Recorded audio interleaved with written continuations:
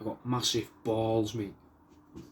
Huge, right? And each of them have a form of insect or arachnid inside. This one has got a scorpion in it, right? Look at that.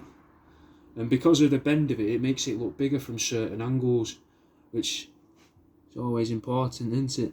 You know, those of you that are using internet dating sites and that, you've got to learn about your angles and your shadows and stuff, you know.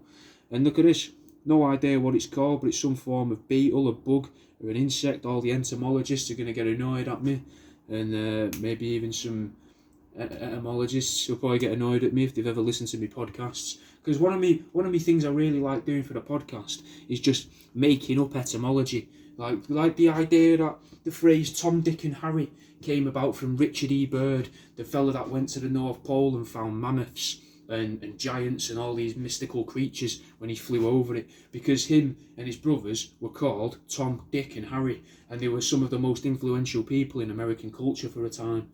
Just something like that. I don't know if it's true, but it makes a lot of sense, doesn't it? It does make an awful lot of sense. But you can find out about that by listening to my podcast. You can get that episode, because that's not going to be out for a while. That's already recorded and out. It went out on the radio a few years ago, but you'll have to join me Patreon to find that as a video version.